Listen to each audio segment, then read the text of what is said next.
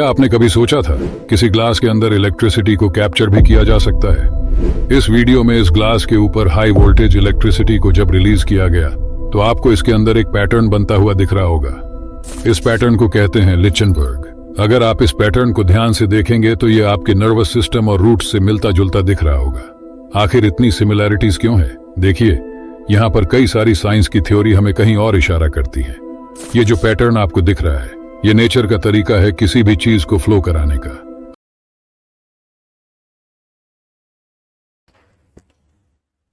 ये जो वीडियो है इसके अंदर ये दिखा रहे हैं कि कैसे इन्होंने लाइट को ग्लास के अंदर कैप्चर किया।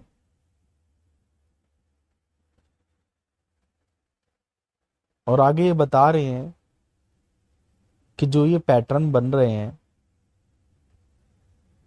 इसी पैटर्न में हमारे न्यूरॉन्स, हमारे नर्व्स भी हैं। उनको लिचनबर्ग करके बुला रहे हैं।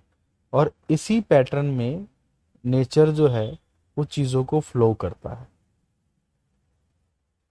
यहीं रुक जाइए।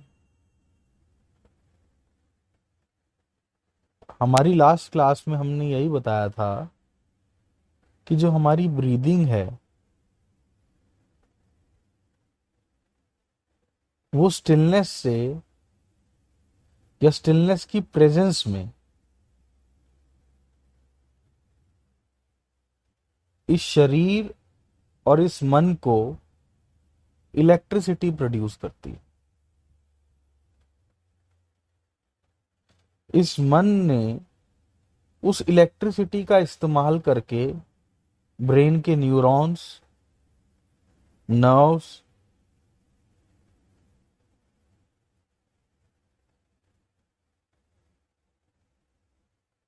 बॉडी पार्ट्स, यहीं तक नहीं, हमारी लाइफ की छोटी से छोटी और बड़ी से बड़ी हर चीज इसी इलेक्ट्रिसिटी का इस्तेमाल करके मन ने बनाई है।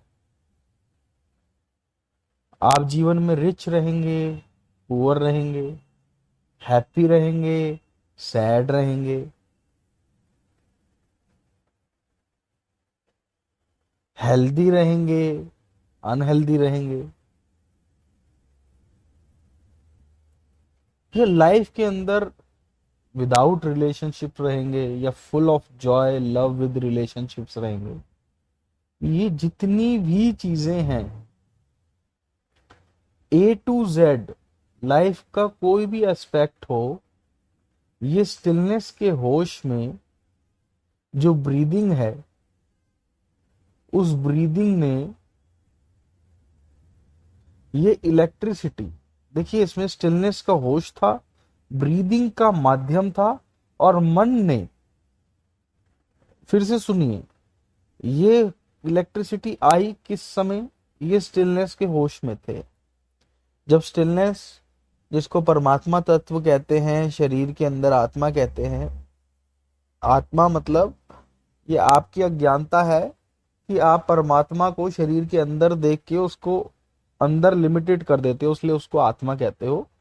अदरवाइज आत्मा और परमात्मा नहीं होती, परमात्मा ही होते हैं। वो शरीर के अंदर जब दिख रहे होते हैं तो उसको लोग आत्मा कहते हैं, हम उसको स्टिलनेस कहते हैं।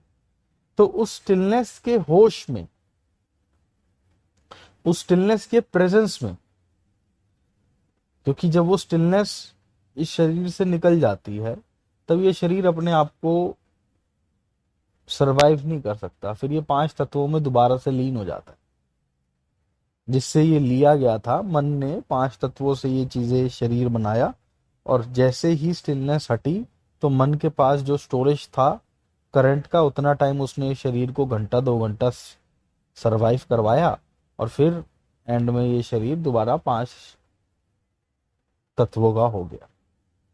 सड़ जाता है, गल जाता है, पानी पानी की जगह, मिट्टी मिट्टी की जगह।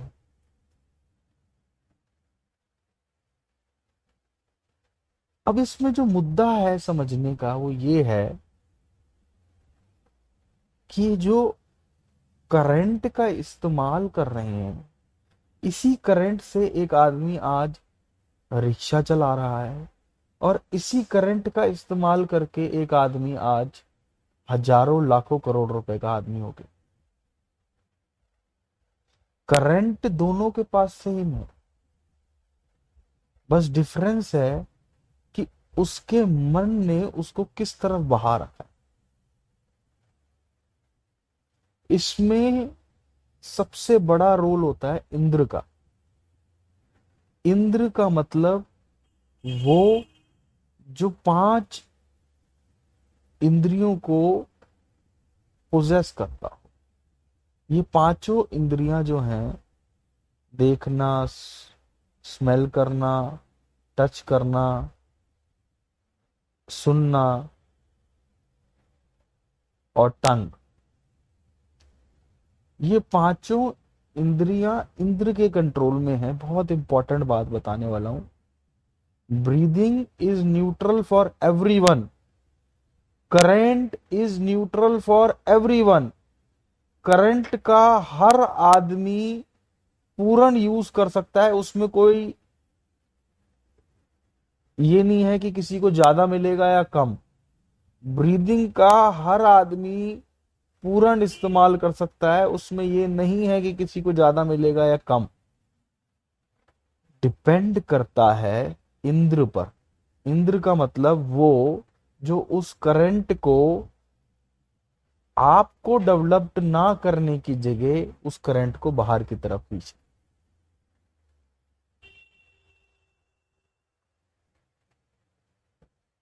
फिर सुनिए, किसी भी प्रकार से आप किसी चीज को सुनने के लिए उस करंट को बाहर दे रहे हैं।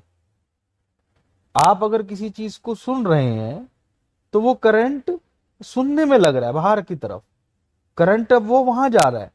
आप कोई चीज देख रहे हैं तो आप उसको अपना करंट दे रहे हैं, ठीक है ना। इंद्र को क्या मिल रहा है इतनी सब चीजें दिखाकर आपको? वो आपसे आपका करंट ले रहा है। अगर वो करंट हम अपने अंदर स्टोर कर पाते तो ब्रह्मा बन जाते, विष्णु बन जाते, महेश बन जाते, तीनों से परे होके पार ब्रह्म हो जाते, अपने अस्तित्व को जान जाते। बट वो 5 इंद्रियों से आपका करंट ले रहा है, और वो जो लिमिटेड करंट है उससे आपके ब्रेन के न्यूरॉन पाथवे बन रहे हैं, और वो पाथवे बता रहे हैं कि आपकी लाइफ कैसी होगी।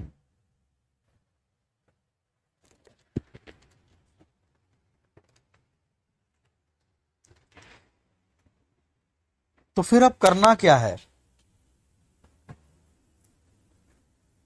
इस होश में जो आप अभी तक समझे हो, एक तो for next 3 days only Indra को ऊर्जा नहीं देनी, यानी देखना,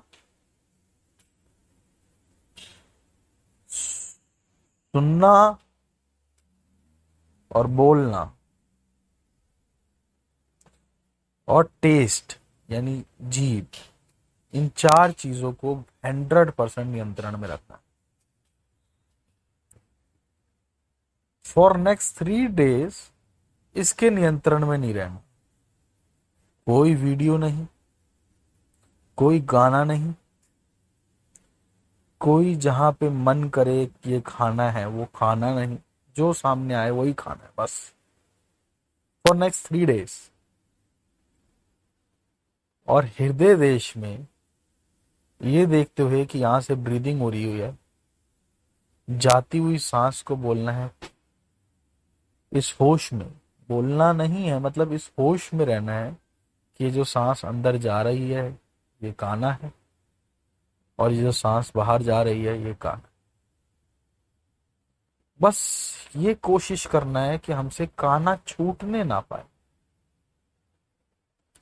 अगर वैसे सांसों पे ध्यान दोगे तो जो विचार हैं वो ओवर पावर कर लेंगे, या अगर उससे कोई प्राप्ति हुई तो वो अहंकार जगवा देंगे। अगर विचार बहुत ज्यादा आ रहे हैं तो इमेजिन करना है कि नेवल से आप ब्रीद इन ले रहे हो और ब्रीद आउट ले रहे हो, इस होश में एक आना है। और जैसे ही विचार कम हो जाए दोबारा से ये देखिए, क्योंकि गीता में लिखा हुआ है परमात्मा हृदय देश में दिखते हैं, हृदय देश में रहते हैं। और उसी हृदय देश से हमने ये देखना है कि अंदर जाती सांस और बाहर जाती सांस। हमने बस सांस नहीं छोड़नी और इस होश में रहना है कि ये काना है, बाकी सब खुद हो जाएगा। अब हुआ क्या कि वो जो करंट स्टिलनेस की प्रेजेंस से आ रहा था, वो सारा करंट जो बाहर जा रहा था वो आपने रोक कर ब्रीदिंग को दे दिया और इस होश में दे दिया कि ये गाना है। तो जो सरेंडर नहीं हो पा रहा था वो हो जाएगा। जो डूअरशिप खत्म नहीं हो पा रही थी वो हो जाएगी। कहते हैं ना, इतना बल नहीं है सच को जानने का, सच को देखने का, सच में ठहरने का बल नहीं है, क्योंकि वो सारा बल, वो सारा करंट इंद्र ले रहा था। वो बल अगर आपने दोबारा से सांसों को दे दिया इस होश में कि एक आना है, तो वो काना 3 दिन के अंदर ही आपके जीवन में परिवर्तित, बहुत अच्छा परिवर्तन करने के लिए काबिल होगा। इसको ट्राई कीजिए।